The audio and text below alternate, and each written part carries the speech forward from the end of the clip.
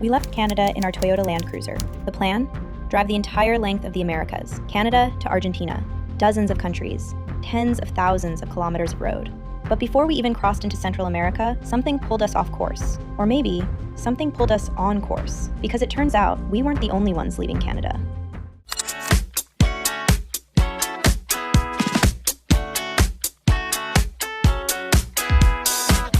Every single year, without GPS, without a map, without ever having made the journey before, hundreds of millions of monarch butterflies leave Canada and the northern United States and fly south, up to 4,500 kilometers, on wings smaller than the size of a playing card. They've been doing it for thousands of years, and somehow, they always end up in the same place. The Monarch Butterfly Biosphere Reserve sits in the mountains of Michoacán in central Mexico. It spans about 56,000 hectares across a volcanic mountain range called the Trans-Mexican Volcanic Belt. And within that reserve, the most important overwintering site in the world, El Rosario. Getting there from the main highway is an experience in itself. The roads narrow fast. Switchbacks pile on top of switchbacks. You're at 10,000 feet above sea level before you even start the hike. Your engine feels it, your lungs feel it. We had been driving for weeks at this point. Long days, border crossings, everything in between. But this felt different. There was this quiet anticipation the whole drive up, like we were being led somewhere. The village of El Rosario sits at the base of the sanctuary. Local families run the entrance, guide services, and food stalls. For the communities here, the butterflies aren't just a tourist attraction. They are deeply woven into their culture and their livelihood. The sanctuary is only open from late October through late March, when the monarchs are in residence. Outside of those months, there is nothing to see. The butterflies are gone, and so is most of the foot traffic. We arrived in the heart of the season. The hike to the butterfly colonies is uphill, steadily, relentlessly uphill. At this altitude, even a moderate trail gets your heart rate up quickly. The trail winds through Oyamel fir forest, these tall, elegant firs that only grow at high altitude in central Mexico. They are the entire reason the monarchs come here. The microclimate created by these forests, cool, humid, just above freezing, is the perfect overwintering condition for butterflies. Scientists aren't entirely sure how monarchs navigate to this specific mountain range. They use the sun as a compass, calibrated by an internal circadian clock. They may also sense Earth's magnetic field. It's one of the most extraordinary navigational feats in the natural world, and it happens in an insect with a brain the size of a pinhead. For the first half of the hike, you don't see butterflies. Not really.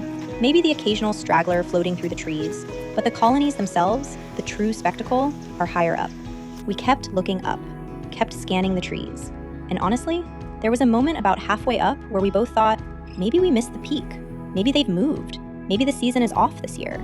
A lot of people turn back at that point. Don't. And then, you round a bend in the trail, and everything changes. What you see first isn't individual butterflies. It's color. This impossible wash of orange and black draped across the fir trees, like something between a painting and a hallucination. Every branch, every limb, covered. Tens of millions of monarchs, clustered so densely that the trees look like they are burning. When it's cool, in the early morning, on overcast days, the butterflies are still. They're conserving energy, keeping their body temperature up by clumping together. The forest is almost silent, but when the sun hits the canopy, something stirs. One by one, then by the thousands, they open their wings, and the air becomes alive with them. The sound, which nobody ever talks about, is like a soft, dry rushing, like leaves in wind, except the leaves are flying. There's no way to describe what it feels like to be standing inside this. You're not watching nature from a distance. You are in the middle of it. Butterflies land on your jacket, your hair, your hands. Nobody told you that would happen. Nobody could have prepared you for it. What strikes you, after the initial awe settles, is the fragility of it. These butterflies have flown thousands of kilometers to be here. They are running on fat reserves, barely eating, waiting for the temperatures to rise in February and March so they can begin the journey north again. They are, at this moment, more vulnerable than they have ever been, and the forest they depend on is under constant threat. Illegal logging devastated the Oyamel fir forests of Michoacán for decades, the same forests the monarchs cannot survive without. Conservation efforts, community-based forest protection programs, and UNESCO World Heritage status, granted in 2008, have slowed the damage significantly. But the threat hasn't disappeared. Climate change adds another layer of uncertainty. The monarch's migration is triggered by temperature and light cycles. As warming disrupts those patterns, the timing and destination of the migration can shift. In some recent years, monarch numbers have dropped to alarming lows. The eastern monarch population, the one that overwinters in Mexico, was listed as endangered in 2022. But on this morning, on this mountain, in this forest, there are hundreds of millions of them. And it feels, for a moment, like everything is going to be okay. We've been on this road for a while now. You see a lot of beautiful things when you travel. Landscapes, cities, coastlines. You build up a kind of scale for it. This broke the scale. There's something about an animal migration that gets you in a way that a mountain or a sunset doesn't quite reach, because it's movement, it's survival. It's a reminder that the world was doing extraordinary things long before we were here to watch it, and it needs us to stay out of the way enough for it to keep doing them. The monarchs will stay on this mountain until early spring. Then, responding to some ancient chemical signal none of us fully understand, they will lift off the trees, hundreds of millions of wings catching the mountain air at once, and begin flying north. The same butterflies will make it as far as Texas and the southern US before they stop, lay their eggs, and die.